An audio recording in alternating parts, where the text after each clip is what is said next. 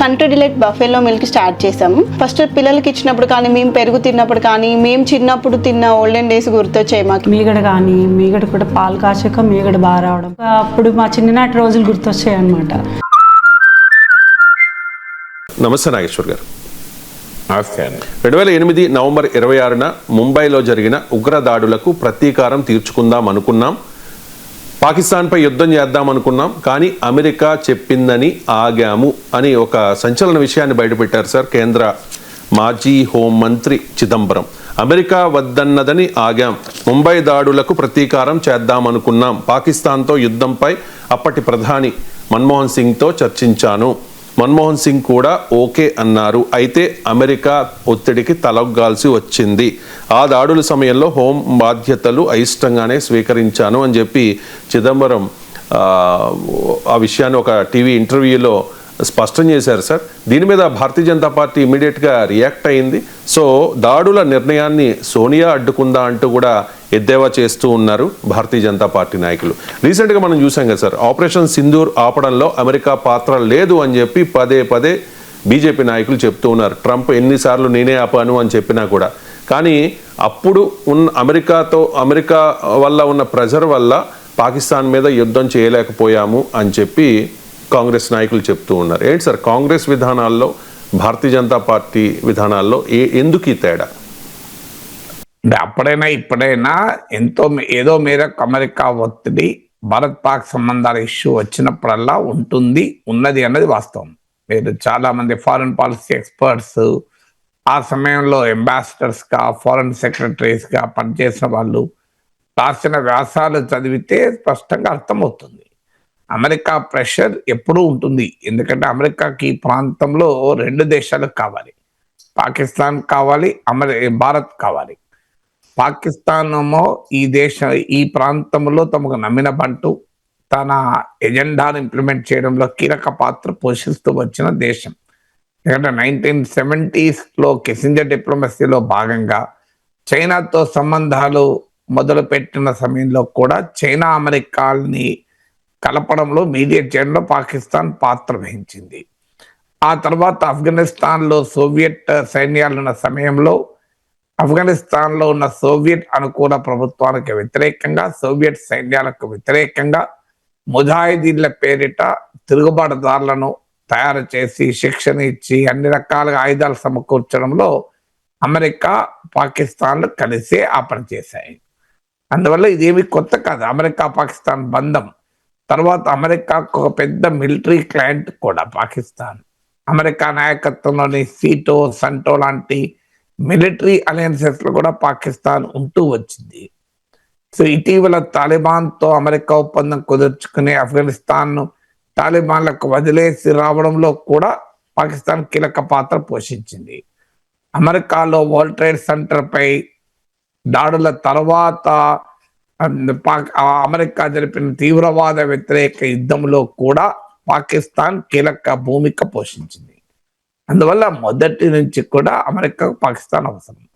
అదే సమయంలో భారతదేశం అవసరం. ఎందుకంటే ఇక్కడ చైనా ఆధిపత్యాన్ని, చైనా ఎదుగుదలను అడ్డుకోవటానికి, చైనా పలుకుబడి నియంత్రించడానికి యాంటీ చైనా యాక్సిస్ అయిన క్వాడ్లో భారత్ను సభ్యురాలుగా అమెరికా చేసుకుంది. అందువల్ల చైనాకు, ఇండియాకు ఉన్న సరిహద్దు వివాదాల వల్ల కూడా భారత్, అమెరికాల ఫారెన్ పాలసీ విషయంలో ఇండో పసిఫిక్ లో రెండు దేశాల విదేశాంగ విధానంలో మనకి కన్వర్జెన్స్ కనబడుతుంది.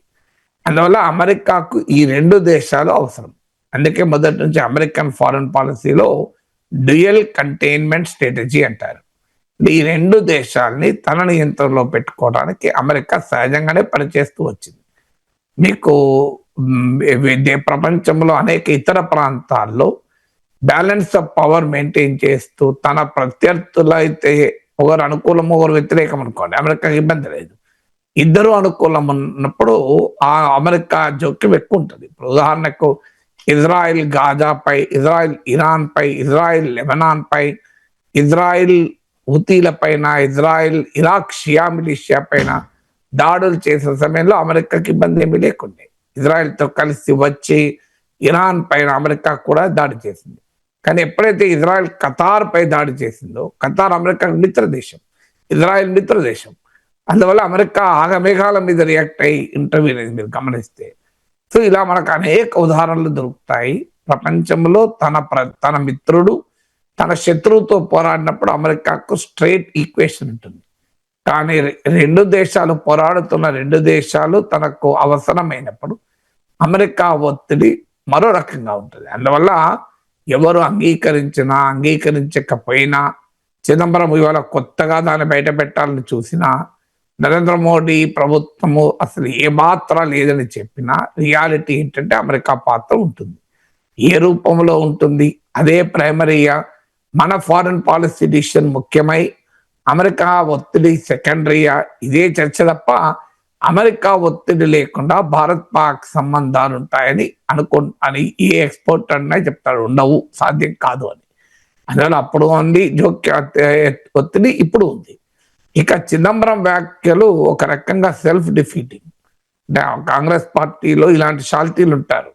అంటే గొడ్డలతో నరంపాలతో తమకు పదవులు ఇచ్చిన పార్టీని ఎట్లా సర్వనాశనం చేద్దాం అని ఆలోచించి తామేదో పెద్ద మనుషులుగా చలామణి ఇవ్వటానికి అవసరమైతే పార్టీని కూడా బలిపీఠం ఎక్కించేటువంటి నాయకులు కాంగ్రెస్ లో కోకొల్లలు. అందులో చిదంబరం ఒకరు.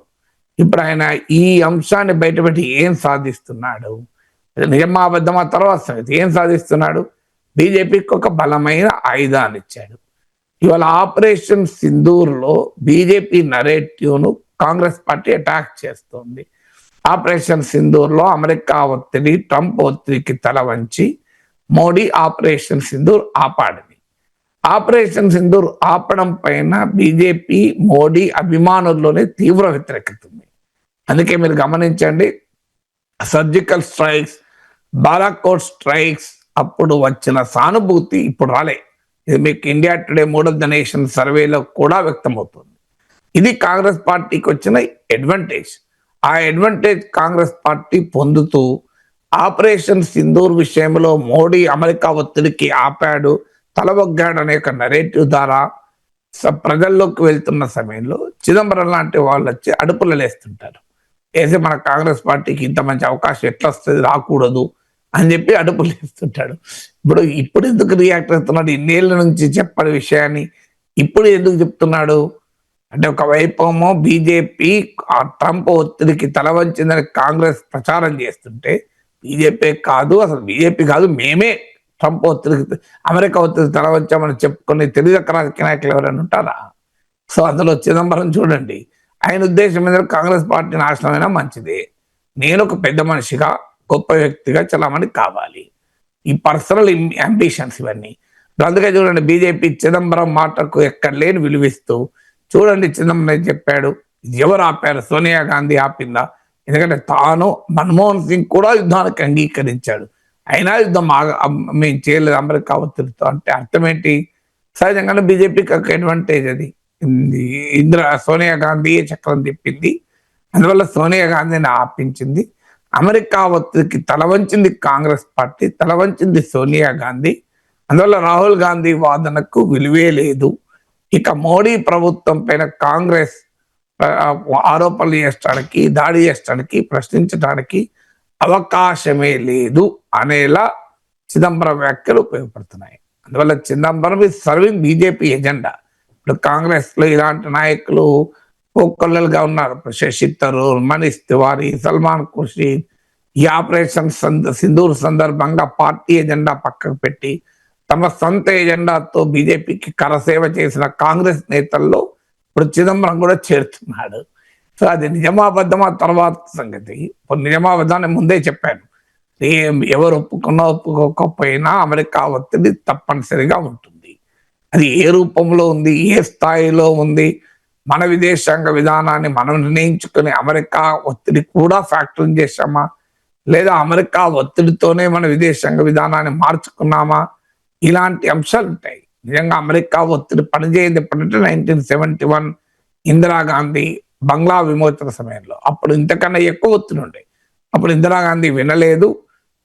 అందుకు వినలేదు అన్న దానికి ప్రూఫ్ ఏంటి అంటే, అమెరికా పెంటగాన్, అమెరికా రక్షణ శాఖ 7వ నౌకాదళం 7th ఫ్లీట్ అంటే యుద్ధ విమానాలతో కూడిన భారీ యుద్ధ నౌకను ఇండియన్ ఓషన్ లోకి పంపించింది. అందువల్ల అప్పుడు రష్యా అప్పటి సోవియట్ యూనియన్ బెదిరించాక వెనక్కు తగ్గారు. లేకపోతే ఇండియా పైకి అమెరికా ప్రత్యక్ష యుద్ధమే చేసేది. సో ఇందిరాగాంధీ ఎట్టి పరిస్థితుల్లో వినలేదు, ముచ్చటలేదు. బంగ్లాదేశ్ ఏర్పాటు అయ్యేదాకా మేం పాకిస్తాన్ వదిలే ప్రసక్తే లేదని. చివరకు పాకిస్తాన్ చెందిన 90,000 సైనికులు లొంగిపోయి పాకిస్తాన్ 2 ముక్కలైంది. సో ఆ సందర్భం మినహా మిగతా అన్ని సందర్భాల్లోనూ అమెరికా ఒత్తిడి ఎంతో కొంత పనిచేస్తూనే వచ్చింది. ఇందులో డౌటే లేదు. చిదంబరం చెప్పింది ప్రతి ఒక్క పాయింట్ నిజమా అది నాకు తెలియదు, కానీ బట్ అనేక మంది defence experts, strategic affairs experts, diplomats, ఆ కాలంలో ఫారెన్ సెక్రటరీస్ రాసిన వ్యాసాలు చాలా చదివాను నేను. అందరూ చెప్పేది American pressure is always there in India Pak relations. So అందువల్ల ఇప్పుడు ఉంది, అప్పుడు ఉంది. కానీ పొలిటీషియన్ ఇదేమి ఫారెన్ పాలసీ ఎక్స్పర్ట్ కాదు కదా చిదంబరం. ఆయన ఒక రాజకీయ నాయకుడు, కాంగ్రెస్ రాజకీయ నాయకుడు. ఇలాంటి వ్యాఖ్యలు చేసి ఏ పర్పస్ సాధిస్తున్నాడు అన్నది పాయింట్. మీకు బీజేపీ ఎజెండాకు నీళ్లు పోసి ఆ ఎజెండాను పెంచి కాంగ్రెస్ పార్టీని సెల్ఫ్ డిస్ట్రక్టివ్ గా ఉండే నాయకుల్లో చిదంబరం ఒకరు. అందువల్ల ఆయన వ్యాఖ్యల పర్పస్ ఏంటనేది నాకు అర్థం కావడం లేదు. There can be academic purpose in politics కదా. పాలిటిక్స్ లో పొలిటికల్ పర్పసే ఉండాలి. సో తాను గ్రేట్, మన్మోహన్ సింగ్ గ్రేట్, మా పార్టీ మాత్రం పనికి మారింది అని చెప్పదలుచుకున్నాడు ఆ చిదంబరం. ఇక ఆసియా కప్లో భారత్ గెలిచింది. భారతీయులందరూ కూడా సంబరాలు చేసుకుంటూ ఉన్నారు.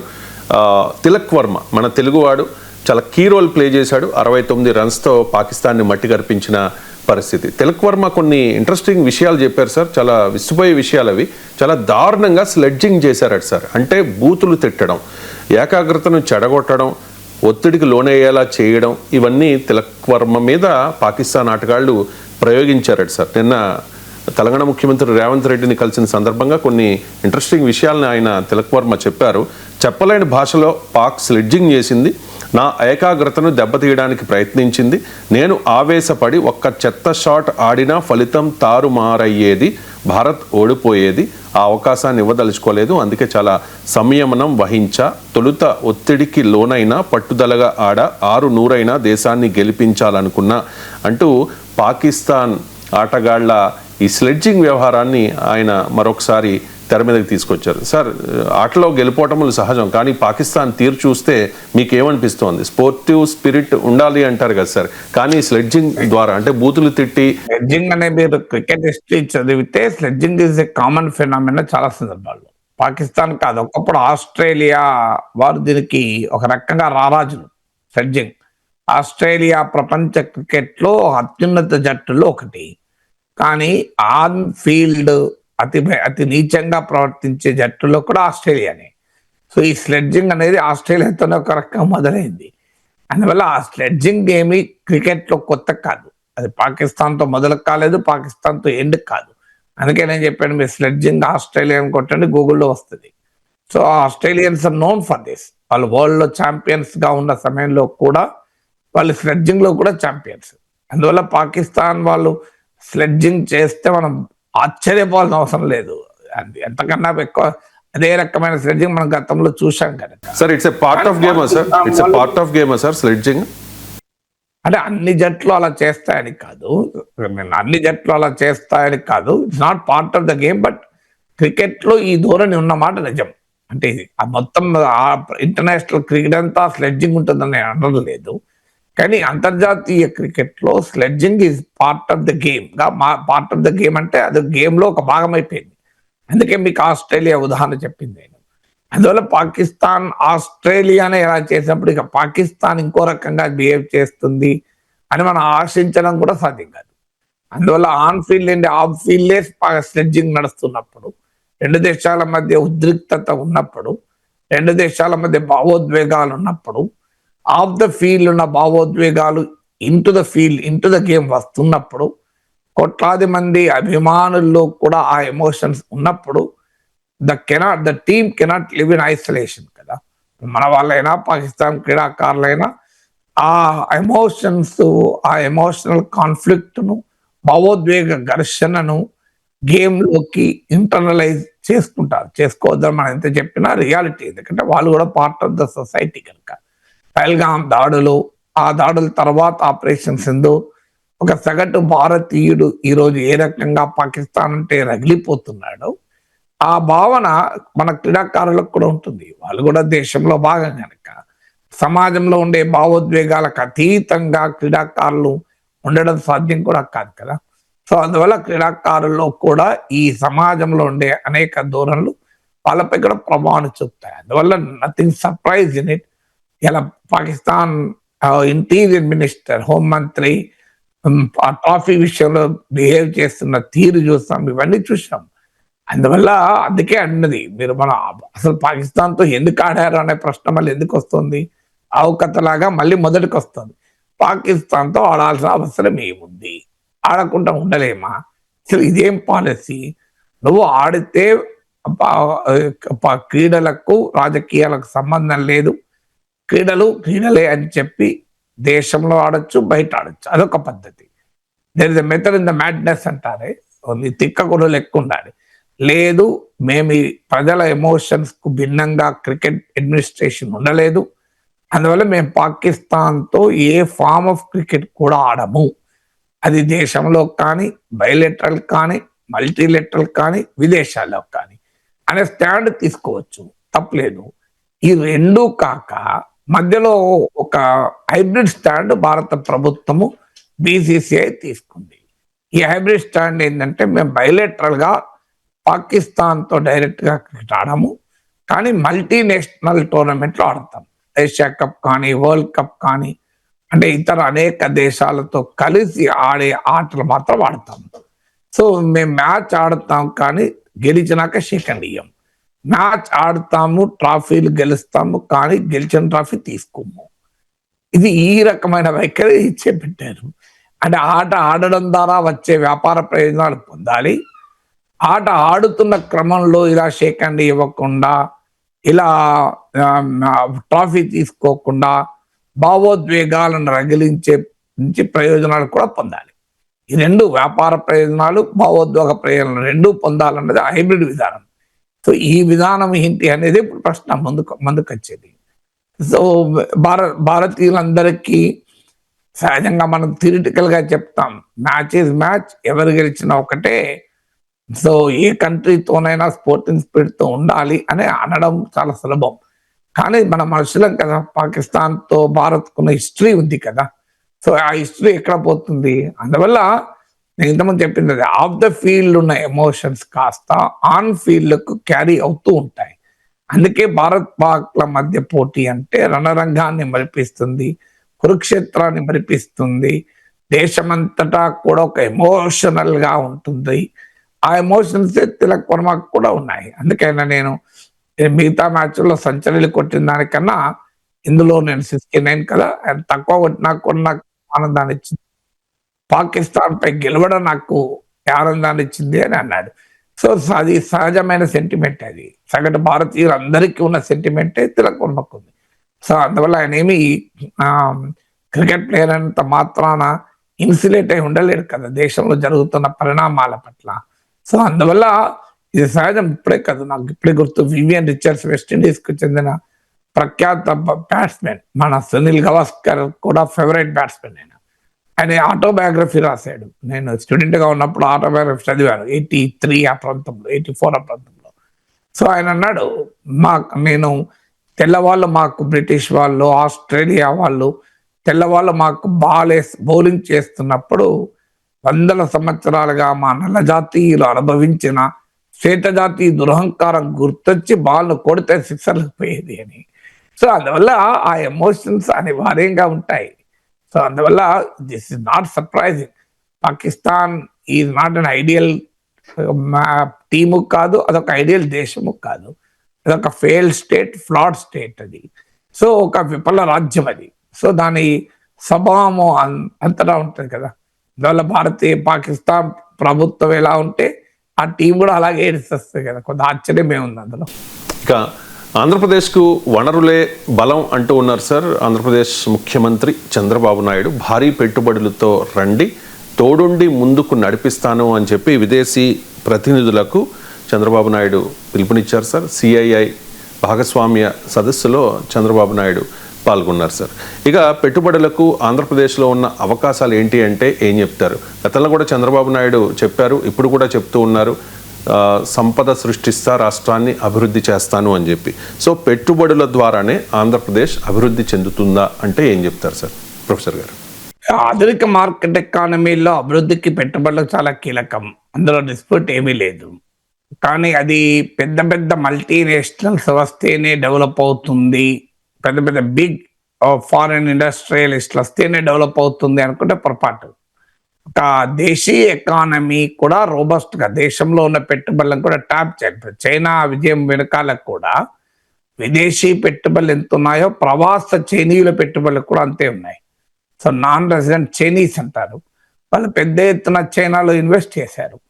వాస్తవంగా ఇప్పుడు అమెరికాలో ఉన్నాను కనుక చాలా మందితో మాట్లాడుతున్నాను. ఇక్కడ చాలా మంది వ్యక్తం చేసే అభిప్రాయం ఏంటంటే చంద్రబాబు నాయుడు, లోకేష్ల దృష్టి ఈ పెద్ద పెద్ద ఇండస్ట్రియలిస్ట్ల పైనే ఉంది, పెద్ద పెద్ద మల్టీనేషనల్ కంపెనీస్ పైనే ఉంది. కానీ 50 కోట్లు, 100 కోట్లు, 20 కోట్లు పెట్టుబడి పెట్టే వాళ్ళు, తెలుగు వాళ్ళు చాలా మంది ఎన్ఆర్ఐలు ఉన్నారు. వాళ్ళకు గనక ప్రోత్సాహం ఇవ్వగలిగితే రాష్ట్రం మరింతగా అభివృద్ధి చెందడానికి అవకాశం ఉంటుంది అని ఇక్కడ ఎందుకంటే ఇక్కడ వాళ్ళ భావన. ఎందుకంటే మన తెలుగు వాళ్ళు ఇక్కడికి వచ్చి చాలా మంది బాగా సంపాదించిన వాళ్ళకి కూడా ఉన్నారు. అంటే ఐటీ రంగంలోకి వచ్చి తర్వాత రియల్ ఎస్టేట్లోకి, రిటైల్ ట్రేడ్లోకి, మీకు హోటల్స్ రంగంలోకి, ఇలా అనేక రంగాల్లోకి ఎక్స్పాండ్ అయ్యి తమ ఎంటర్ప్రెన్యూరల్ స్కిల్స్ ఇక్కడ అమెరికన్ సమాజంలో ప్రదర్శించిన వాళ్ళు కూడా ఉన్నారు. లేదంటే అమెరికాకు ఇండియాకు ఏంటంటే America is a land of business కనుక, అంటే వ్యాపారం చేయాలనుకుంటే అమెరికా స్వర్గధామం అంటారు. సో మన దేశంలో కూడా ఆర్థిక సంస్కరణల తర్వాత చాలా మార్పులు వచ్చిన మాట నిజం. కానీ ఇప్పటికీ కూడా ఈజ్ ఆఫ్ డూయింగ్ బిజినెస్ అనేది మన అమెరికాతోనో మరో దేశంతో పోల్చుకోలేము. ఈవెన్ టుడే రకరకాల రెస్ట్రిక్షన్స్, రకరకాల నియంత్రణలు, సో బ్యూరోక్రసీ, అవినీతి. ఇప్పుడు మనం చూసాం కదా, ఆంధ్రప్రదేశ్లో ఒక వెంచర్ వేయాలన్నా, ఒక వ్యక్తి తన ఆస్తి అమ్ముకోవాలన్నా సదరు ఎమ్మెల్యేనో కాంటాక్ట్ చేయాల్సిందే, ఎమ్మెల్యే కప్పని చెల్లించాల్సిందే అని ఆంధ్రజ్యోతిలో వచ్చిన కథనం. ఏబిఎన్ రాధాకృష్ణ రాసిన కామెంట్లో చదివాను నేను.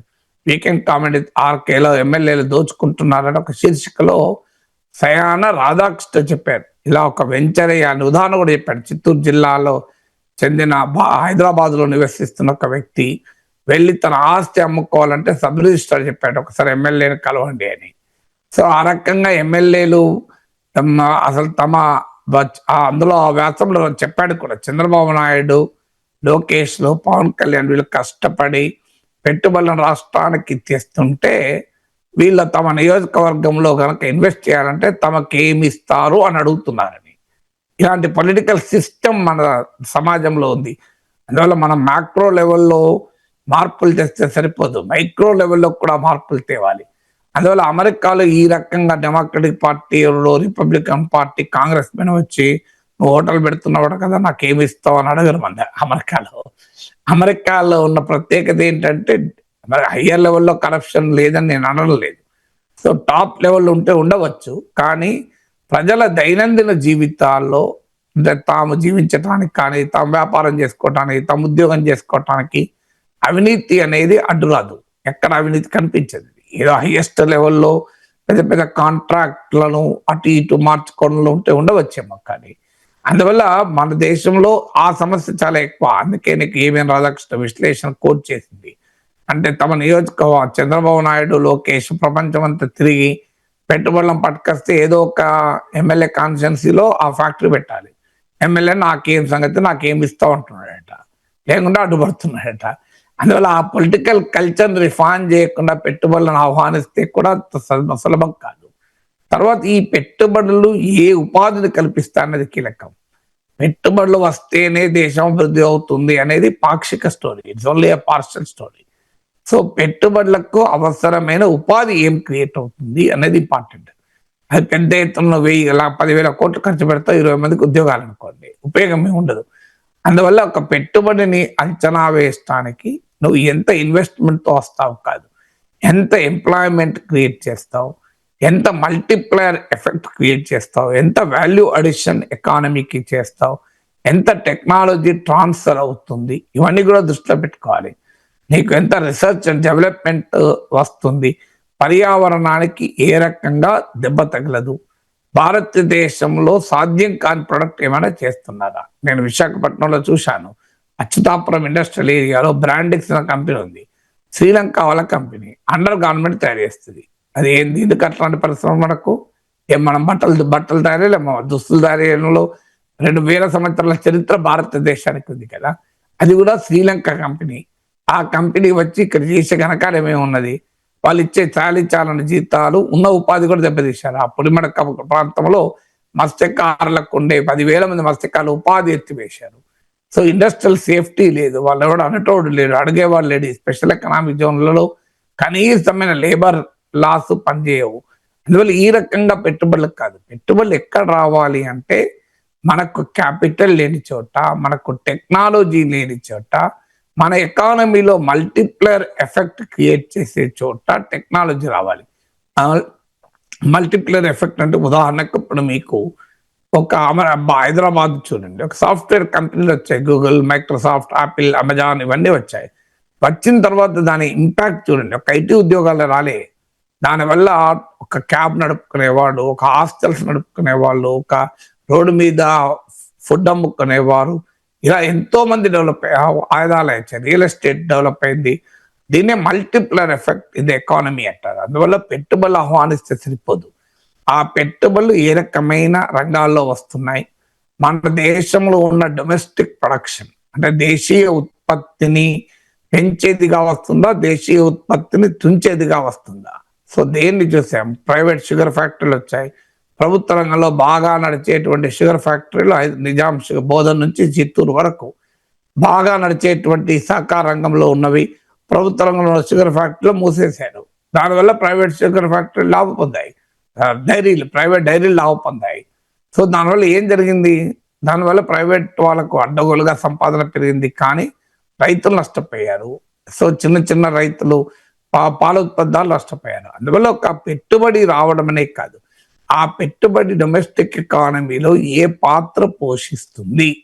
పెట్టుబడి ఉదాహరణకు ఒక పెట్టుబడిదారుడు విదేశీ పెట్టుబడి వచ్చి ఆంధ్రప్రదేశ్లో పెట్టుబడి పెట్టి ఉపాధిని కల్పించి అక్కడ నుంచి ఎగుమతి చేస్తారనుకోండి, అది మన లాభం ఉండదు. చైనా వాడు ఆ రకంగానే ఫారిన్ ఇన్వెస్ట్మెంట్ను చైనాలోకి అనుమతించి పెద్ద ఎత్తున దాని నుంచి ప్రపంచ ఎకానమీని క్యాప్చర్ చేశాడు. ఇప్పుడు అమెరికన్ ఇన్వెస్ట్మెంట్ చైనాకు వచ్చింది 1970s కోల్డ్ వార్ స్ట్రాటజీలో భాగంగా.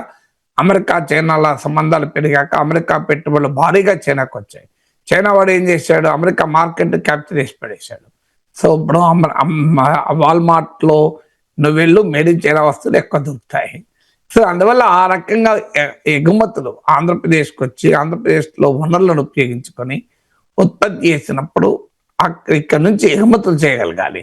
ఇక్కడ పర్యావరణాన్ని దెబ్బతీయకుండా సస్టైనబుల్ డెవలప్మెంట్ రావాలి. మనకు ఉదాహరణకు భోపాల్ ఉంది, భోపాల్లో యూనియన్ కార్బైడ్ వాడు చేసిన ఘనకార్యం చూశాం కదా. అదే అమెరికాలో ఉన్న యూనియన్ కార్బైడ్లో ఆ రకమైన సేఫ్టీ స్టాండర్డ్స్ ఉంటాయా? ఎంత బ్రహ్మాండమైన సేఫ్టీ స్టాండర్డ్స్ పెడతారు, ఎందుకంటే అక్కడ ఒప్పుకోరు కనుక. కానీ ఇక్కడ ఇండియాకి వచ్చే వరకు ఆ సేఫ్టీ స్టాండర్డ్స్ మెయింటైన్ చేయకపోవడం వల్ల భోపాల్ గ్యాస్ దురంతం వచ్చింది. ఇప్పుడు మనం విశాఖపట్నం ఏరియాలో ఇండస్ట్రియల్ ట్రాజడీలు చూస్తూనే ఉంటాం రెగ్యులర్గా. సో అందువల్ల ఒక పెట్టుబడి వచ్చుడే కాదు, అక్కడ స్థానిక పర్యావరణంపై దాని ప్రభావం ఏంటి అనేది ఆలోచించాలి. డెఫినెట్గా చంద్రబాబు నాయుడు లోకేష్లు అంటారు నిజం, ఆంధ్రప్రదేశ్కి అవకాశాలు ఉన్నాయి. ఇప్పుడు 974 కిలోమీటర్ల తీర ప్రాంతం ఉంది. సో ఒక మ్యాసివ్ తీర ప్రాంతం ఇది, మామూలు కాదు. ఎందుకంటే మీకు సింగపూర్ తీసుకోండి, తైవాన్ తీసుకోండి, అది అక్కడ మీకు సింగపూర్, తైవాన్లు ఒక్కొక్క పోర్ట్ ఉన్నా కూడా ప్రపంచ నౌకా రవాణా షిప్పింగ్లో వాళ్ళు లీడర్స్గా ఉన్నారు. సో మనం ఎందుకు అలా లీడర్స్గా ఉండలేము, ఇంత పెద్ద తీర ప్రాంతం ఉంది. సో ఎందుకు మనం ఒక పెద్ద మెరైన్ టూరిజం, మెరైన్ ఎకానమీని డెవలప్ చేయొచ్చు. సో అద్భుతంగా ఎకానమీ డెవలప్మెంట్ అనే స్కోప్ ఉంటుంది కదా. సో సో అందువల్ల ఈ ఆపర్చునిటీస్ మామూలుగా లేవు. అందులో ఆంధ్ర సమాజం చాలా ఎంటర్ప్రిన్యూర్ సమాజం. అన్ఫార్చునేట్లీ ఈ కులాల కంపులో పవన్ కళ్యాణ్ చెప్పినట్లు ఈ రాజకీయ కక్షల్లో రోజు రెండు పార్టీలు, ఇద్దరు నాయకులు, రెండు కులాల మధ్య ఘర్షణలో రాష్ట్రం తన ఎంటర్ప్రిన్యూరల్ కెపబిలిటీస్ ను దెబ్బతీసుకుంటోంది. ఆంధ్ర సమాజానికి ఉన్నటువంటి గొప్ప వ్యాపార దక్షత ఉన్న సమాజం అది. సో అలాంటి ఎంటర్ప్రిన్యూర్ సొసైటీ ఉంది, బ్రహ్మాండమైన డయాస్పొరా ఉంది. నేను అమెరికాలో చూస్తున్నాను. అసలు అక్కడ వాళ్ళు వచ్చి మన తెలుగు వాళ్ళు హోటల్ చైన్స్ పెడుతున్నారు, ఐటీ కంపెనీలు పెడుతున్నారు, రియల్ ఎస్టేట్ లో రాణిస్తున్నారు. ఒకసారి డాలర్స్ వచ్చి చూడండి, ఎంత డెవలప్ అయ్యారో మన వాళ్ళు అక్కడ అర్థమవుతుంది. ఏదో ఒక చిన్న ఐటీ సాఫ్ట్వేర్ ఉద్యోగానికి వచ్చి తర్వాత అంచెలంచెలుగా ఎదిగారు. సో అలాంటి ఒక డయాస్పొరా ఉంది. అందువల్ల ఈ డయాస్పొరాను క్యాటర్ చేసుకోండి. ఆ పెద్ద పెద్ద ఎయిర్ బస్సులు, పెద్ద పెద్ద కంపెనీలను ఆహ్వానించడంతో పాటు సాధారణమైనటువంటి తెలుగు వారు ఉన్నారు. సాధారణం అంటే పెద్ద పెద్ద మల్టీనేషనల్స్ సాధారణ కావచ్చు, కానీ ఒక 10 మంది, ఒక 5 కలిసి ఒక 50 కోట్లు 100 కోట్లు పెట్టుబడి పెట్టగలుగుతారు. వారికి ఎంకరేజ్మెంట్ ఇవ్వండి, ప్రవాసాంధ్రులకు ఎంకరేజ్మెంట్ ఇవ్వండి. ఫారిన్ క్యాపిటల్కే కాదు, ప్రవాసాంధ్రులకు కనుక మీరు ఎంకరేజ్మెంట్ ఇస్తే వారికి స్వదేశము ఆ ఆర్గానిక్ రిలేషన్ ఉంటుంది. ఇప్పుడు విదేశీ అమెరికా నుంచి వచ్చిన పెట్టుబడులకు వారికి ఎమోషన్ ఏమి ఉండదు. వాడు ఇవాళ పెడతాడు, రేపు ఇక్కడ కాదు ఆఫ్రికాలో లాభం వస్తుందంటే మూటముల చదువుకొని ఆఫ్రికాకి షిఫ్ట్ అవుతాడు. లేదు ఇంకో దేశంలో లాభం వస్తుంటే అక్కడ షిఫ్ట్ అయిపోతాడు. కానీ ప్రవాసాంధ్రులు అలా అంత సులభంగా షిఫ్ట్ కారు. అందుకే నేను ఇంతకుముందు చైనా ఉదాహరణ చెప్పింది. చైనా విజయగాథం లెక్కించడంలో ప్రవాస చైనీయులు కీలక పాత్ర పోషించారు. అందువల్ల ఆంధ్రప్రదేశ్ ఒక సువర్ణాధ్యాయాన్ని లెక్కించడంలో ఖచ్చితంగా ప్రవాసాంధ్రులు గొప్ప పాత్ర పోషించగలరు. వాళ్ళకున్న పొటెన్షియల్ ఉపయోగించుకోండి, వాళ్ళకున్న కమిట్మెంట్ ఉపయోగించుకోండి. ఎప్పుడు ఈ పెద్ద పెద్ద మల్టీనేషనల్ పైన దృష్టి పెట్టకండి. సో నా అపీల్ ఏంటంటే చంద్రబాబు నాయుడు, లోకేష్ ప్రత్యేకంగా ప్రవాసాంధ్రుల పెట్టుబడుల పైన ఫోకస్ చేసి, ప్రవాసాంధ్రుల విజ్ఞానం పైన ఫోకస్ చేసి, వారిని ఆంధ్రప్రదేశ్ అభివృద్ధి క్రమంలో కనుక ఇంటగ్రేట్ చేయగలిగితే చాలా పెద్ద రిజల్ట్ వస్తుంది. భారత్ పాకిస్తాన్ల మధ్య యుద్ధాన్ని నేనే ఆపాను అని చెప్పి డొనాల్డ్ ట్రంప్ ఇప్పటి వరకు ఒక 40-50 సార్లు క్లెయిమ్ చేసుకున్నారు సార్. 7 యుద్ధాలను ఆపానని కూడా రీసెంట్గా ఆయన మాట్లాడారు. రీసెంట్గా ఈ గాజా పీస్ ప్లాన్ కూడా ఆయన, గాజాలో పీస్ కోసం కూడా ఆయన ప్రయత్నాలు చేస్తున్నారు. రష్యా ఉక్రెయిన్ యుద్ధాన్ని ఆపేస్తాను అధికారంలోకి వస్తాయన్నారు. ఆయన ప్రయత్నాలు చేస్తున్నట్టుగా ఆయన బిల్డప్ ఇచ్చుకుంటూ ఉన్నారు. వాట్ ఎవర్, నోబెల్ శాంతి బహుమతికి నేను అర్హుణ్ణి అని చెప్పి ట్రంప్ పదే పదే చెప్పుకుంటూ ఉన్నారు సార్. రీసెంట్గా హిందుస్థాన్ టైమ్స్లో ఒక వార్త చూశాను sir. US president Donald Trump on Tuesday said it would be an insult to his country if he doesn't receive the Nobel prize for his self-proclaimed role in ending at least 7 international conflicts అని చెప్పేసి Trump చెప్పుకుంటున్నారు sir పదే పదే, నేను Nobel శాంతి బహుమతికి అర్హుండి అని చెప్పేసి. Sir నిజంగా Trump శాంతి కాముకుడా sir? Nobel శాంతి బహుమతికి Trump అర్హుడేనా? నిజంగానే యుద్ధాలు ఆపితే నోబెల్ బహుమతి ఇవ్వాల్సిందే, తప్పేముంది. నోబెల్ బహుమతులు వెస్టర్న్ బయాస్ చాలా ఎక్కువ. నాకు గుర్తుండవు, మహాత్మా గాంధీకి నోబెల్ బహుమతి రాలే, జవహర్లాల్ నెహ్రూకి నోబెల్ బహుమతి రాలే. గాంధీ మహాత్ముడు ప్రపంచానికి అహింసనిచ్చాడు. మీకు బరాక్ ఒబామా అమెరికా అధ్యక్షుడి హోదాలో భారతదేశం సందర్శించినప్పుడు భారత పార్లమెంట్ లో నిలబడి ఆయన అన్న మాటలు ఏంటంటే, ఒక యంగ్ ప్రీచర్, ఒక యువ ప్రచారకుడు భారతదేశానికి వచ్చి గాంధీ మహాత్ముని బోధనల చేత ఉత్తేజితుడై మా దేశములో పౌర హక్కుల కొరకు, నల్ల జాతీయుల ఆత్మగౌరవం కొరకు నిలబడి ఉండకపోతే ఈరోజు అమెరికా అధ్యక్షుడిగా నేను మీ ముందు నిలబడి మాట్లాడేవాడిని కాదు అన్నాడు. he was referring to Martin Luther King. So Martin Luther King Mahatma Gandhi బోధనల చేత స్ఫూర్తి పొంది సత్యాగ్రహ అహింసల ద్వారా అమెరికాలో నల్ల జాతీయుల హక్కుల కొరకు ఒక విరోచిత పోరాటం జరపడం వల్ల ఆఫ్రో అమెరికన్ అయినటువంటి బరాక్ ఒబామా అమెరికా ప్రెసిడెంట్ కాగలిగాడు. సో అలాంటి గాంధీ మహాత్మునికి మనము నోబెల్ బహుమతి రాలే.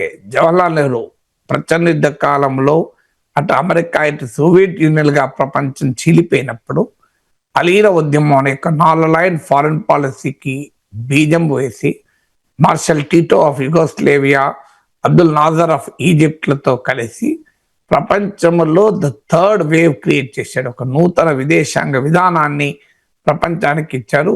అనేక వర్తమాన దేశాలు, ఆసియా, ఆఫ్రికా, లాటిన్ అమెరికా దేశాలు అలీనోద్యమ నీడన ఈ బైపోలార్ వరల్డ్ అంటే అమెరికా ఒకవైపు, సోవియట్ యూనియన్ ఒకవైపు ప్రపంచం చీలిన వేళ మనుగడ సాధించడానికి ఉపయోగపడ్డాయి. ఆయనకు రాలే కదా నోబెల్ బహుమతి. అందువల్ల నోబెల్ బహుమతిలో చాలా ఇన్హరెంట్ వెస్టర్న్ బయాస్ ఉంటుంది, మనకు తెలుసు. అందువల్ల అమెరికా అధ్యక్షులకు ఇవ్వడానికి నోబెల్ బహుమతికి అభ్యంతరమే ఉండదు. కానీ ట్రంప్కి అర్థం కావాల్సింది ఏంటంటే, తాను ఓటు వేసి గెలిపించిన అమెరికా ప్రజలు అమెరికా సంక్షేమం కొరకైనా యుద్ధాన్ని ఆపాలి, మానవాళి సంక్షేమం కొరకు యుద్ధాన్ని ఆపాలి, నోబెల్ బహుమతుల కొరకు యుద్ధాలు ఆపరు. అయినా ఇప్పుడు ఎన్ని యుద్ధాలు ఆపాడు? థాయిలాండ్, కంబోడియాల మధ్య చిన్న ఘర్షణ ఆపాడు. ఆర్మేనియా, అజర్బైజాన్ల మధ్య కొన్ని ఘర్షణ ఆపాడు. ఎందుకంటే ఈ రెండు సందర్భాల్లోనూ ఇరు దేశాలకు కూడా ప్రకటించాయి ట్రంపే ఆపాడని. కాంగో కాన్ఫ్లిక్ట్ కు కూడా ఒక ముగింపు పలికానని. కానీ ఇది ట్రంప్ సృష్టించిన బీభత్సం చూద్దాం. ఆపినేమో ఈ 2-3 చిన్న ఘర్షణలు. భారత్ పాక్ నేనే ఆపాను అని యుద్ధాన్ని అంటాడు, అది మనం ఏం అంగీకరించడం లేదని దాన్ని పక్కకు పెడదాం. రష్యా ఉక్రెయిన్ వారు ఇప్పటి వరకు కనుచూపు ముగింపు ఏమీ లేదు. ఇప్పుడు నిన్న కాక మొన్న కూడా రష్యా పెద్ద ఎత్తున భారీ ఎత్తున అమెరికా ఉక్రెయిన్ పై దాడి చేసింది. మాల్దోవాలో ఇప్పుడు ఘర్షణ చెలరేగుతోంది. యూరోపియన్ యూనియన్ అనుకూల శక్తులు గెలిచాయి. రష్యాకు యూరోపియన్ యూనియన్ కు మధ్య మాల్దోవా ఒక షోడౌన్ గా మారిపోయింది. అది యుక్రెయిన్ కు, రుమేనియాకు మధ్య ఉంటుంది. సో అది ఇప్పుడు ఫ్లాష్ పాయింట్ గా యూరోపియన్ యూనియన్ కు, రష్యాకు మధ్య వచ్చింది. ఇజ్రాయెల్, ఇరాన్ల మధ్య ఘర్షణ జరుగుతుంటే ఆపకపోగా అమెరికా ఇంటర్వ్యూన్ అయి ఇరాన్ పైన బాంబుల వర్షం కురిపించింది. ఇజ్రాయెల్ ఖతార్ పై దాడి చేస్తే ఆపలేకపోగా తర్వాత మీకు అక్కడికి నెతన్యాహుతో ఒక క్షమాపణ చెప్పించి కథ ముగిసినట్టుగా ప్రకటించింది. ఇప్పటికీ కూడా పనామా పైన ఒత్తిడి తెచ్చి పనామా కెనాల్ తనకు కావాలని మాట్లాడుతోంది. డెన్మార్క్ పైన ఒత్తిడి తెచ్చి గ్రీన్లాండ్ కావాలంటోంది. ఆఖరికి ఆఫ్ఘనిస్తాన్ తాలిబాన్లతో మళ్ళీ ఘర్షణ మొదలవుతుందా, మీకు బాగ్రామ్ ఎయిర్ బేస్ కొరకు అనే అనుమానం కలుగుతుంది. ఇప్పుడు ఇన్ని ఉదాహరణలు ఉన్నాయి. ఇప్పుడు కానీ తాజాగా గాజా యుద్ధ విరమణ కొరకు 20 సూత్రాల ప్రణాళిక ట్రంప్ ప్రకటించాడు. దీన్ని అరబ్ దేశాలు స్వాగతించాయి, ఇండియా కూడా స్వాగతించింది, ఇజ్రాయెల్ అంగీకరించింది, ఇంకా హమస్ అంగీకరించలేదు.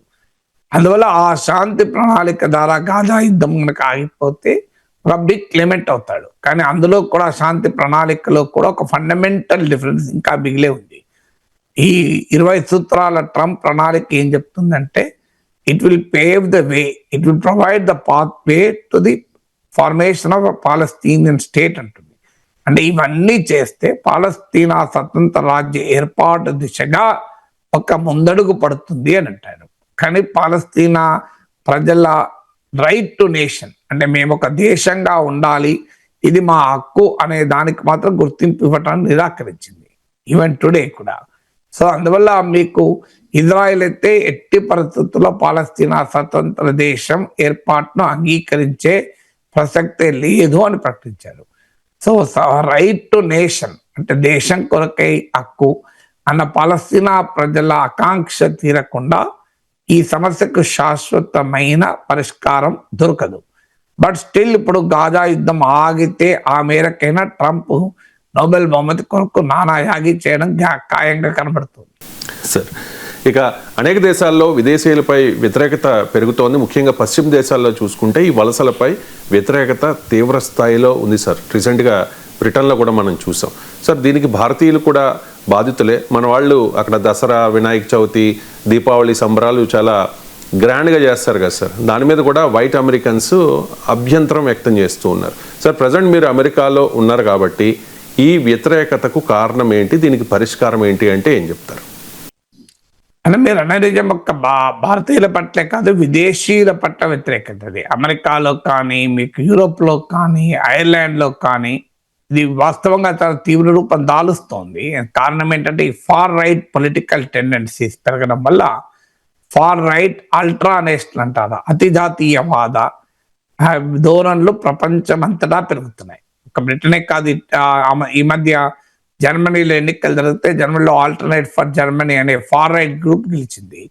ఫ్రాన్స్ లో ప్రెసిడెంట్ మ్యాక్రాన్ కు వ్యతిరేకంగా, రూలింగ్ పార్టీకి వ్యతిరేకంగా జరుగుతున్న రాజకీయ పరిణామాల్లో ఫ్రెంచ్ ఫార్ రైట్ బలపడింది. అందుకే మీకు బ్రిటన్ లో 1,00,000 మందికి పైగా విదేశీయులకు వ్యతిరేకంగా ఫార్ రైట్ వాళ్ళు జరిపిన ప్రొటెస్ట్లకు మీకు అమెరికా జర్మన్ నుంచి ఆల్టర్నేట్ ఫర్ జర్మనీ పార్టీ నాయకుడు వచ్చాడు, ఫ్రాన్స్ ఫార్ రైట్ నాయకుడు వచ్చాడు, ఇలాన్ మస్క్ కూడా ఆన్లైన్ లో ప్రసంగించాడు.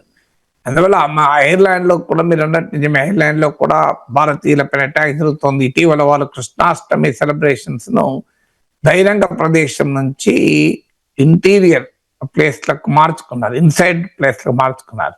అలాగే ఇండియా డే సెలబ్రేషన్స్ అంటారు, అంటే భారత స్వాతంత్ర దినోత్సవ వేడుకల్ని కూడా బహిరంగ ప్లేస్ లో జరపకుండా మార్చుకున్నారు.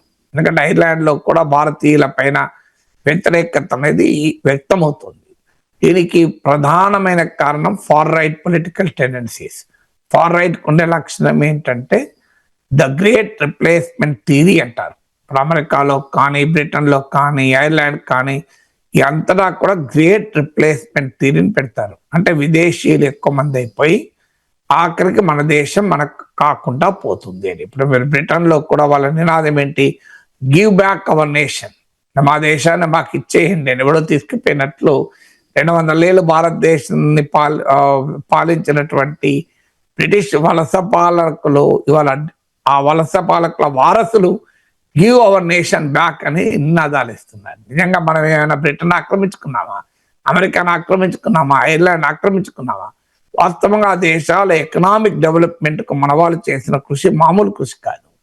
సో ఇవాళ బ్రహ్మాండమైన ఎకనామిక్ డెవలప్మెంట్ కు ఇమ్మిగ్రెంట్స్ పాత్ర పోషించారు. మీరు ఇలా అమెరికాలో ఉన్న కార్పొరేట్ దిగ్గజాలు, కార్పొరేట్ కంపెనీలకు సిఇఓలంతా ఇండియన్ అమెరికన్సే కనబడతారు. ఒక సత్య నాదెల్లా, ఒక సుందర్ పిచ్చయ్య, ఒక పరాగ్ అగర్వాల్, ఒక ఇంద్రా నూయి, ఒక శంతను నారాయణ్, ఇలా ఒక్కరు కాదు మన వాళ్ళు. సో ఈవెన్ అమెరికన్ పాలిటిక్స్ లో కనబడతారు. పాలిటిక్స్ ని పక్క పెట్టండి, ఎకానమీకి మన వాళ్ళు చేసినటువంటి కృషి మామూలు కృషి కాదు. దానివల్ల అనేక వేల మంది వైట్ అమెరికన్స్ కూడా ఉద్యోగాలు దొరికాయి. అందువల్ల మన ఎకనామిక్ గ్రోత్ కు ఇమిగ్రెంట్ మీ నోబెల్ బహుమతులు తీస్తే అమెరికాకు వచ్చిన నోబెల్ బహుమతుల్లో 3 times ఎక్కువ ఉంటాయి ఇమిగ్రెంట్లకు వచ్చినాయి, నాన్ ఇమిగ్రెంట్లతో పోలిస్తే. అందువల్ల డిస్ప్రపోర్షనేట్ గా ఇమిగ్రెంట్ పాపులేషన్ ఆయా దేశాల ఎకానమీకి కంట్రిబ్యూట్ చేశాయి. అందువల్ల ఇవాళ వాళ్ళు ఏది కేవలం వాళ్ళే సంపాదించుకున్నారనుకుంటే పొరపాటు. వాళ్ళు సంపాదించుకున్న మాట నిజమే, ఇక్కడ వచ్చిందే సంపాదించుకోవటానికి, దాంట్లో మోమాటమే ఉంది. సంపాదించుకున్నారు, కానీ తాము సంపాదించుకుంటూ తమ మాతృభూమి అభివృద్ధికే కాదు తమ కర్మభూమి అభివృద్ధికి కూడా చాలా ఇతోధికంగా కృషి చేశారు. ఇలా మన వాళ్ళు వచ్చి అమెరికాలో ఎకానమీని డెవలప్ చేశారు కదా. సో కానీ ఈ ఫార్ రైట్ ఈ వాస్తవాన్ని గమనించకుండా గ్రేట్ రిప్లేస్మెంట్ థియరీ, దాని కొంత ఫ్యాక్ట్స్ నిజమే. వైట్ అమెరికన్ పాపులేషన్ కంపారిటివ్లీ 50 ఏళ్ల కింద ఉన్నంతగా ఇప్పుడు లేదు. నాన్ వైట్ పాపులేషన్ పెరిగిన మాట నిజం, కానీ వాళ్ళకి అర్థం కాకుండా ఆ వైట్ వాడే అమెరికాకు వలస వచ్చిన వాళ్ళే, 400 ఏళ్ల క్రితం యూరోప్ నుంచి వలస వచ్చిన వాళ్ళే. నేటివ్ ఇండిజినస్ అమెరికన్స్ ఎక్కడో వాళ్ళని తొక్కేశారు. సో అందువల్ల వాళ్ళేమి బయట నుంచి అంటే కొన్ని 100 ఏళ్ల క్రితం వలస వచ్చారా, 10 ఏళ్ళు, 20 ఏళ్ళు, 30 ఏళ్ళ కింద వచ్చారా అనేది తేడా తప్ప వాళ్ళైనా వీళ్ళైనా ఇమ్మిగ్రెంట్లే. ఈవెన్ డొనాల్డ్ ట్రంప్ కూడా ఇమ్మిగ్రెంటే, వాళ్ళ తాత జర్మనీ నుంచి వచ్చాడు. సో అందువల్ల ఆయన ఫ్యామిలీలోనే ఇమ్మిగ్రెంట్లు ఉన్నారు. సో అందువల్ల అదేమి మొత్తేమి కాదు ఇమ్మిగ్రెంట్స్. కానీ ఈ ధోరణి ఎందుకు వస్తుందంటే ఆయా దేశాల నుండి అసమానతల్ని రాజకీయంగా ఉపయోగించుకునేటువంటి స్వభావాలు, ధోరణులు పెరుగుతుంటాయి. ఇప్పుడు ఐర్లాండ్ లో ఎందుకు జరుగుతున్నది అంటే ఇటీవల కాలంలో ఐర్లాండ్ లో, ముఖ్యంగా ఐర్లాండ్ లో ఒక్కసారిగా విదేశీ పెట్టుబడులను ఆహ్వానించి ఐటీ రంగం అభివృద్ధి అయింది. మన వాళ్ళు చాలా మంది ఇక్కడ ఉద్యోగాలు సంపాదించుకున్నారు ఈ 10 years లో. మనకి ఈవెన్ అమెరికాలో కూడా ఎప్పటి నుంచో ఇండియన్స్ 1950s లోనే ఇండియన్ అమెరికన్స్ అమెరికన్ పార్లమెంట్ లో సభ్యత్వం కలిగి ఉన్నారు. కానీ ఇటీవల కాలంలో బాగా పెరిగిన మాట నిజం. సో పెరుగుతున్న మాట కూడా నిజం. ఎందుకంటే గ్లోబలైజేషన్ లో క్యాపిటల్, గూడ్స్, టెక్నాలజీ ఫ్లో కాదు, మనుషులు కూడా ఫ్లో అవుతారు. మనుషులు మాత్రం ఫ్లో కాకూడదు, అమెరికా వస్తువులు ఫ్లో కావాలి, అమెరికన్ కల్చర్ ఫ్లో కావాలి, అమెరికన్ సినిమాలు ఫ్లో కావాలి, అమెరికా పెట్టుబడులు ఫ్లో కావాలి అంటే ఎట్లా కరెక్ట్ అవుతుంది? అందువల్ల గ్లోబలైజేషన్ అనేది అన్ని రకాలుగా ఉంటుంది. అందువల్ల మనుషులు కూడా గ్లోబలైజ్ అవుతూ ఉంటారు. సో అందువల్ల పెరిగిన మాట నిజం. దీన్ని తమకు ఆయుధంగా మార్చుకుంటోంది ఫార్ రైట్ పొలిటికల్ టెండెన్సీస్. అంటే సమాజంలో విభజనను తీసుకొచ్చి ఆ విభజన ఆధారంగా రాజకీయ ప్రయోజనం పొందడం ఈ అతిజాతీయవాద లక్షణం, దుర్లక్షణం. ఇదొక కారణం.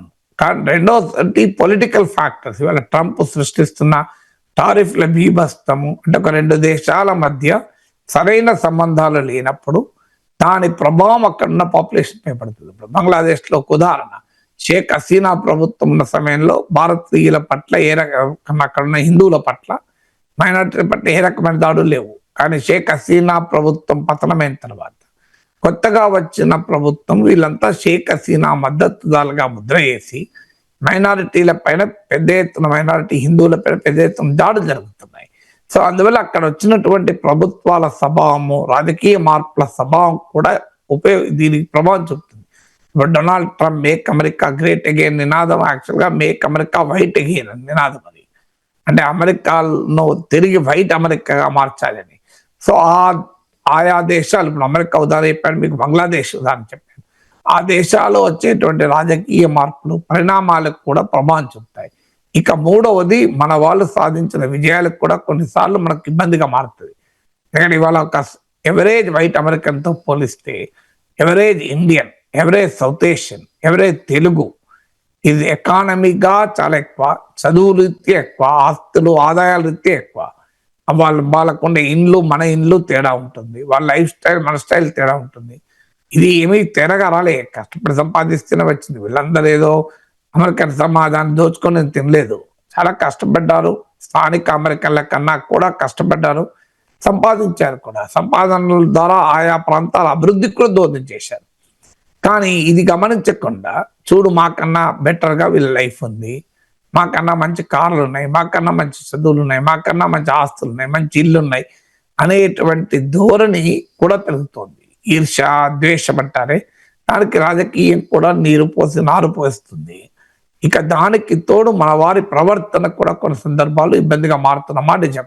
ఎందుకంటే ఇటీవల మీకు డాలాస్లో, ఆస్టిన్లో, అనేక అమెరికన్ సిటీస్లో కూడా ఈవెన్ సోషల్ మీడియా గ్రూపులో కూడా పెద్ద చర్చనీయాంశమేది. ఇంకా మా కమ్యూనిటీలో ఇలా డామినేట్ చేస్తున్నారు, మా కమ్యూనిటీలో ఇలా డామినేట్ చేస్తున్నారని. ఇప్పుడు నేను చాలాసార్లు చెప్పాను మీకు, బాలకృష్ణ సినిమా వస్తే కొన్ని 100 కార్లు పెద్ద ఎత్తున ఊరేగింపు తీస్తారు. ఇటీవల పవన్ కళ్యాణ్ సినిమా ఓజీ వస్తే థియేటర్, డాలాస్లో థియేటర్ కాంప్లెక్స్ ముందట పెద్ద ఎత్తున dance and song and drama, song and dance ప్రదర్శించారు. నిజమే, తప్పేమీ ఉందా అంటే తమ ఆనందాన్ని అలా ప్రదర్శించుకున్నారు. కానీ అలా ప్రదర్శించుకునే సమయంలో ఒకటి ఆలోచించాలి, మనము దేశం కాని దేశంలో ఉన్నాం, ఇక్కడ కూడా ప్రజలు ఉంటారు, వేరే అనేక దేశాల నుంచి వచ్చిన వాళ్ళు. వారికి డిస్టర్బ్ కాకుండా మనం ఏం చేయగలం? విత్ ఇన్ అవర్ హోమ్ ఏమైనా చేసుకోవచ్చు. కానీ బయటికి వచ్చినప్పుడు వాళ్ళ కల్చర్ మన కల్చర్లో తేడా ఉంటుంది. సో ఆ డిఫరెన్సెస్ ఏంటి అనేది ఆలోచించాలి ఒక్కోసారి. కొన్ని వినాయక చవితి కావచ్చు, బతుకమ్మ కావచ్చు, ఏమైనా కావచ్చు. లేనప్పుడు ఏమవుతుంది, ఇప్పుడు ఐర్లాండ్లో కృష్ణాష్టమి సెలబ్రేషన్స్ను బహిరంగంగా జరుపుకునేది ఇంటీరియర్గా జరుపుకోవాల్సి వచ్చింది. అలాగే అక్కడున్న స్థానిక అమెరికన్లను, ఇతరులను కూడా ఇందులో ఇన్వాల్వ్ చేయగలగాలి. సో వాళ్ళని ఇన్వాల్వ్ చేసినప్పుడు ఈ సమస్య రాదు. కానీ ఇప్పటికీ కూడా ఇన్ని దశాబ్దాలు జరిగినా ఆ రేషియల్ డిఫరెన్సెస్ కనబడుతున్నాయి. స్కూల్లో కానీ, కాలేజీలో కానీ. ఇప్పుడు తెలుగు వాళ్ళు ఉన్నారు, ఇండియన్స్ ఉన్నారు, ఇండియన్స్ మధ్యనే ఫ్రెండ్షిప్ ఉంటుంది ఎక్కువ మేరకు. అమెరికన్స్, వైట్ అమెరికన్ ఫ్రెండ్షిప్ ఉన్నా స్లీప్ రాత్రి వచ్చి ఇక్కడ కల్చర్ ఉంటుంది. పిల్లలు ఇలా నేను మీ ఇంటికి స్లీప్ ఓవర్ వస్తానంటే ఆ రోజు వెళ్ళి వారి ఇంట్లో, ఫ్రెండ్ ఇంట్లో రాత్రి పండుకొని తెల్లారిపోదాం వస్తారు. అంతటి ఇంటిమసీ వైట్ అమెరికన్స్ కు, ఇండియన్ అమెరికన్స్ కు ఉండడం చాలా తక్కువ. విత్ ఇన్ ఇండియన్ అమెరికన్స్ ఎక్కువ ఉంటున్నారు. సో ఇది ఎందుకంటే minority generally tend to unite. ఎందుకంటే ఆ ఇన్సెక్యూరిటీనో ఎక్కడో ఒక చోటు ఉంటుంది, అభద్రతనో అనండి ఏదన్నా అండి, దానివల్ల ఏమవుతుందంటే కలుస్తారు. ఇప్పుడు తెలుగు వాళ్ళంతా ఇప్పుడు కొన్ని కమ్యూనిటీలు చూస్తే phase 1 మిక్స్డ్ ఉంటే phase 2 మొత్తం తెలుగు వాళ్ళే ఉంటారు. సో అలా మీకు ఈ నగరాలంతా కూడా కనబడుతూ ఉంటుంది. సో అక్కడే మన ఫుడ్, మన కల్చరు అన్నీ ఉంటాయి. ఏదో ద్వేషం అని కాదు. ఇప్పుడు బ్రిటన్లో యాంటీ ఇమిగ్రెంట్ ప్రొటెస్ట్ జరిగే 1,00,000 మంది పైగా వచ్చారు. వాళ్ళు పోతూ మన సమోసాలు, మన గప్చుపులు తినిపోయారు. అక్కడ street food, Indian street food తినిపోయారు. నిజంగానే భారతీయుల మీద అంత వ్యతిరేకత ఉంటే మన స్ట్రీట్ ఫుడ్ ఎందుకు తింటారు? ఇక్కడ కూడా చూడండి, ఇండియన్ రెస్టారెంట్లకు వెళ్ళండి, దేశీ రెస్టారెంట్లకు వెళ్ళండి, వైట్ అమెరికన్స్ కూడా వచ్చి ఎంజాయ్ చేస్తుంటారు మన దోషాలని, ఇడ్లీని కూడా. సో అందువల్ల ఆ కల్చరల్ అసిమిలేషన్ మనం కృషి చేయాలి. దాంతోపాటు ఇక్కడున్న ప్రజలకు వారి అభివృద్ధికి కూడా మన వాళ్ళు ప్రయత్నించాలి. జన్మభూమి పెట్టినప్పుడు ఈ సమస్య వచ్చింది. నాకు ఇప్పటికి గుర్తు, అన్నపూర్ణ స్టూడియోస్ వాళ్ళు కృష్ణా జిల్లాలో అక్కినే నాగేశ్వరరావు తన జన్మభూమిలో ఏదో కార్యక్రమం చేస్తే తెలంగాణలో పెద్ద చర్చ. ఏంటి, ఇన్నేళ్ల నుంచి హైదరాబాద్ లో ఉన్నాడు, బంజారాహిల్స్ లో ఉన్నాడు, ఇక్కడ లాభాలు పొందాడు, కోట్లు సంపాదించాడు, మళ్ళీ తనకు జన్మభూమి అంటే కృష్ణా జిల్లా గుర్తొచ్చింది తప్ప పక్కనున్న బంజారాహిల్స్ స్లమ్ గుర్తురాలేదని. సహజం, కృష్ణా జిల్లా గుర్తురావడం నీరకు కూడా కాదు కదా, తప్పు కూడా కదా, తను పుట్టిన ప్లేస్ కదా. సో నేను ఆదిలాబాద్ లో పుట్టాను ఇప్పటికీ గర్వంగా చెప్పుకుంటూ ఉంటాను, తప్పేమీ కాదు. కానీ సమస్య ఎక్కడ వస్తుందంటే ఆ బ్యాలెన్స్ చేయాల్సి ఉంటుంది. ఇప్పుడు మనం హైదరాబాద్ లో సంపాదించాం కనుక ఎంతో కొంత హైదరాబాద్ ప్రజల అభివృద్ధికి కూడా నేను కంట్రిబ్యూట్ చేస్తాను. దానివల్ల మన తెలుగు వాళ్ళకు కూడా ఇక్కడ కమ్యూనిటీతో కల్చరల్గా ఇన్వాల్వ్ కావాలి, వాళ్ళ ఎకనామిక్ డెవలప్మెంట్లో భాగస్వాములకు కావాలి, వాళ్ళు పెట్టే సోషల్ వర్క్, స్వచ్ఛంద సేవా కార్యక్రమాలు ఏమని అంటే తమ మాతృదేశంలో చేయడంతో పాటు తమకు ఇంతటి సంపాదించిన దేశంలో కూడా ఎంతో కొంత కంట్రిబ్యూట్ చేసినప్పుడు ఆ రిలేషన్షిప్, ఆ బాండ్ అంటూ పెరుగుతుంది. Right sir. ఇక ఫైనల్గా తెలంగాణ రాజకీయాల విషయానికి వస్తే, ఈ తెలంగాణలో స్థానిక సంస్థల ఎన్నికలకు షెడ్యూల్ రిలీజ్ అయింది. ఈ నెల 9న నోటిఫికేషన్ కూడా వస్తుంది. కోడ్ అమల్లోకి వచ్చింది. గ్రామాల్లో హడావుడి నెలకొంది సార్. ఆశావాహులు కూడా పోటీ చేయడానికి సిద్ధమైపోతూ ఉన్నారు. కానీ బీజేపీ ఎంపీ ఈటెల రాజేందర్ కొన్ని విషయాలు చెప్తూ ఉన్నారు సార్. ఆశావాహులు ఖర్చులు పెట్టి ఆగం కావద్దు, స్థానిక సంస్థల ఎన్నికలపై రాష్ట్ర ప్రభుత్వానికి ఎటువంటి చిత్తశుద్ధి లేదు, హైకోర్టులో విచారణ పెండింగ్లో ఉండగానే షెడ్యూల్ ఎలా ప్రకటిస్తారు అని ఆయన క్వశ్చన్ చేస్తూ ఉన్నారు. ఒకసారి బయట ప్లీజ్. కాబట్టి నేను చూసిన దగ్గర నేను ఉత్తరభారతలో అక్కడక్కడ ఒక 2 రకాల దావతలు అయిపోయాయి ఇప్పటికే. మూలకి వెళ్ళిపోతారు, ఏం లేదన్నా అని మొదలు పెట్టే తోడుతుంటాడు, ఏం లేదన్నా అని మొదలు పెట్టేటువంటి కార్యకర్తలు ఉంటారు. కాబట్టి డెఫినెట్ గా డబ్బులు ఇవాటి నుంచి ఖర్చు అయ్యేటువంటి ఆస్కారం ఉంటుంది. కాబట్టి ఇంత ఖర్చు పెట్టిన 20వ తారీఖు వరకు కోర్టు ఏమో తెలియదు. కాబట్టి నేను వాళ్ళను డిమోలైజ్ చేయట్లేదు, వాళ్ళని ఏదో అయోమయంలో నచ్చట్లేదు. కానీ న్యాయ నిపుణులు చెప్పిన ప్రకారంగా, అనుభవం రాజకీయ నాయకులు చెప్పిన ప్రకారంగా, ఎలక్షన్ కమిషన్ లో పనిచేసినటువంటి బ్యూరోక్రాట్స్ చెప్పిన ప్రకారంగా మాత్రం ఇది సాధ్యమైనటువంటి పని కాదు, ఇది ఇట్లా జరగదని చెప్పి మాత్రం చెప్తున్నారు. నేను చూసిన దగ్గర నేను ఉత్తరభారత రైట్ సార్. అంటే ఒకవేళ గెలిచిన ఉపయోగం ఉండదు అనేది ఈటెల రాజేందర్ వాదన. దాంతోపాటు ఒక 2 అంశాలను ఆయన లేవనెత్తారు సార్. బీహార్లో 2023లో బీసీ రిజర్వేషన్లు 65% పెంచితే ఆ రిజర్వేషన్లను సుప్రీంకోర్టు కొట్టేసింది. రెండవది, మహారాష్ట్రలో 2018, 2021లో వికాస్ కిషన్ రావు గవాలి అనే అతను సుప్రీంకోర్టుకు వెళితే 5 జిల్లాల ఎన్నికలను రద్దు చేసింది అని చెప్పి ఆయన కొన్ని ఈ రెండింటిని ఆయన రైజ్ చేశారు సార్ ఈటెల రాజేందర్. సో గెలిచిన ఉపయోగం ఉండదు, వేస్ట్, డబ్బులు ఖర్చు పెట్టకండి అంటూ ఉన్నారు ఈటెల. అందుకే బీజేపీ ఎన్నికలు బహిష్కరిస్తే పని అయిపోతుంది కదా. నిన్ననేమో మన పత్రికల్లో చూసాం, పేజ్ 1లోనే బీజేపీ స్వతంత్రంగానే పోటీ చేస్తుంది అని. పోటీ చేయకపోవడం ఎందుకు? ఎలాగో ఎన్నికలు ఖర్చు పెట్టుకుంటే దావతులు ఇస్తే వేస్ట్ కదా. సో ఎలాగే ఎన్నికలు నిలబడవు కదా. కోర్టుల్లో బీహార్లో, మహారాష్ట్ర అనుభవాలు, ఉదాహరణలు ఉన్నాయి కదా. అలాంటప్పుడు ఎందుకు బీజేపీ ఎన్నికలు పోటీ చేయడం? సో ఈటెల రాజేందర్ తన పార్టీలో చెప్పి ఎన్నికలు బహిష్కరిస్తున్నాం, మేము ఉపయోగం లేదు, ఎన్నికలు ఇవి ఎలాగూ కోర్టులు కొట్టేస్తాయి, ఆయన కోర్టులో ఉండగా షెడ్యూల్ ఇవ్వడాన్ని మేము నిరసిస్తూ ఎన్నికలు బహిష్కరిస్తామని చెప్పమనండి. కోర్టులో కేసులు ఉండగా ఏది జరగద్దంటే దేశంలో స్తంభించిపోతుంది. భూమి గుండ్రంగా ఉండదు, భూమి తన చుట్టూ తిరగదు, సూర్యుని చుట్టూ తిరగదు. కోర్టులు స్టే ఇచ్చా, ఎన్నికలు జరపద్దు అని కోర్టు ఎక్కడన్నా స్టే ఇచ్చిందా చెప్పండి? కోర్టు స్టే ఇస్తే నిజమే ఎన్నికలు నోటిఫికేషన్ సాధ్యం కూడా కాదు. కోర్టు స్టే ఇవ్వలేదు.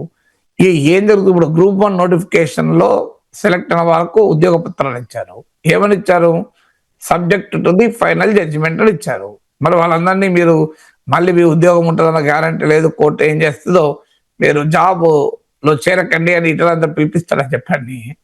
ఇప్పుడు కోర్టులు 20,000, 30,000 కూడా తేలని ఉంటాయి. అందువల్ల అది ఇష్యూ కాదు. ఇష్యూ వల్ల ఇప్పుడు దీంట్లో ఈ ఎన్నికలను ఖచ్చితంగా కోర్టులు కొట్టివేస్తాయి అనే నమ్మకమే ఉన్న రాజేందర్ అనుభవం కలిగిన రాజకీయ నాయకుడు కనుక సింపుల్ గా బీజేపీ ఎన్నికల్లో బహిష్కరిస్తే సరిపోతుంది. బహుశా మరి బహిష్కరించి ఆలోచన ఏమైనా చేస్తుందా అంటే బీజేపీకి ఉన్న ఛాలెంజ్ ఏంటంటే ఊపమో వాపు బలుపు అంటారే, వాపు బలుపు సమస్య బీజేపీకి. పార్లమెంట్ ఎన్నికల్లో 35% ఓటింగ్ వచ్చింది, 8 సీట్లు వచ్చాయి. అసెంబ్లీ ఎన్నికల్లో 14% ఓటింగ్ వచ్చింది. మీకు ఎన్నికల్లో ఓట్లు వచ్చాయి, 8 సీట్లు వచ్చాయి. కానీ క్షేత్రస్థాయిలో పార్టీకి క్యాడర్ లేదు, నాయకులు లేడు. సర్పంచ్ గానో, ఎంపీటీసీ గానో, జెడ్పీటీసీ గానో అదేమైనా ఉంటే కాంగ్రెస్ కున్నారు, బీఆర్ఎస్ కున్నారు.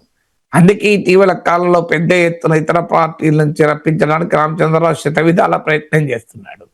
సో అట్లన్నా మాకు అభ్యర్థులు దొరుకుతారని.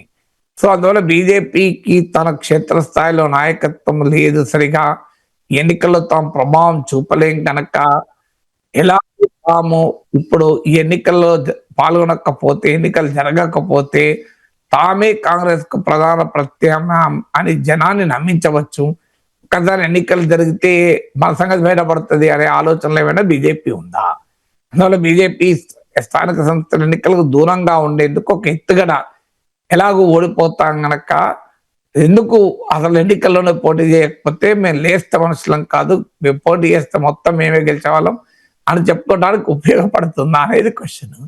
తర్వాత ఇక రాజేందర్ అన్న దాంట్లో నిజం, ఈ 42% రిజర్వేషన్లకు న్యాయపరమైన చిక్కులు ఉండే అవకాశాన్ని ఎవరము కొట్టిపారేయలేము. నేను కూడా కొట్టిపారేయలేదు, ఎందుకంటే అది 50% సుప్రీం కోర్టు ఇచ్చిన లిమిట్ ను దాటుతుంది కనుక. సో ఏం జరుగుతుంది, దీనికి సమస్య రాకుండా ఉండడం కూడా మళ్ళీ బీజేపీ చేతుల్లోనే ఉంది. నరేంద్ర మోడీ గనక దీన్ని పార్లమెంట్ లో చట్టం చేసి 9th షెడ్యూల్లో పెట్టగలిగితే అయిపోతుంది కదా. సుప్రీంకోర్టు ఎప్పుడో రివ్యూ చేసినప్పుడు కొట్టేస్తారు. తమిళనాడు 69% రిజర్వేషన్ ఫార్ములా అమలు కావడం లేదు, ఇప్పటికి అమలు అవుతుంది కదా.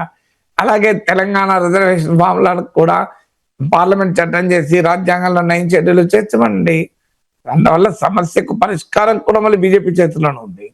కానీ మీరు రాష్ట్రంలో మద్దతు ఇస్తారు, శాసనసభలో మద్దతు ఇస్తారు, మళ్ళీ బయటకు వచ్చి ఇవి నిలబడదు అంటారు. నిలబడదు దానికి ఎందుకు మీరు మద్దతు ఇచ్చారు? నిలబడదు తెలిసి కూడా 42% రిజర్వేషన్లకు అసెంబ్లీలో మద్దతు ఎందుకు ఇచ్చాను? అసెంబ్లీలో బీజేపీ మద్దతు ఇస్తే కదా పాస్ అయింది. అంటే అసెంబ్లీలో వీళ్ళు మద్దతు ఇచ్చేటప్పుడు చిత్తశుద్ధి లేకుండా మద్దతు ఇచ్చారా? సో కాంగ్రెస్ ప్రభుత్వం చిత్తశుద్ధి లేకుండా పనిచేసింది. మీరు మద్దతు ఇచ్చారు చిత్తశుద్ధి లేకుండా మద్దతు అంటే 80% 42% ఇవ్వకూడదున్నది బీజేపీ వైఖరా? దీనికి ఆన్సర్ చెప్పారు, స్పష్టంగా చెప్పమనండి. నా 42% రిజర్వేషన్లు ఇవ్వాలి, ఇవ్వద్దా? ఇవ్వాలి అంటే లీగల్ గా ఆర్డర్స్ ఉంటే దాన్ని ఎలా పరిష్కరించాలో మోడీ చేతుల్లో ఉంది కదా. సో మీ చేతుల్లో ఉంది కనుక పరిష్కరించండి. లేదు మాకు ఇష్టం లేదు 42% రిజర్వేషన్లు, అంత ఎక్కువ ఎందుకు బీసీలకు 20% ఇస్తే సరిపోతుంది అదన్నా చెప్పండి. 42% రిజర్వేషన్లు కావాలంటారు, మేము మద్దతు అంటారు, మా వల్లనే సామాజిక న్యాయం సాధ్యమవుతుంది అంటారు, మళ్ళీ ఇది నిలబడదు, కోర్టులో నిలబడదు, పొడి చేయకండి, ఆగం కాకండి అంటారు. నేను నిలబడేలా చేయగలిగే అధికారం కూడా మీకే ఉంది పార్లమెంట్ లో, చేయండి మరి. అందువల్ల అసలు బీజేపీ వైఖరి ఏంటి? స్థానిక సంస్థల్లో పోటీ చేస్తుందా, చేయదా, బహిష్కరిస్తుందా చెప్పమనండి మొదలు. Thank you so much.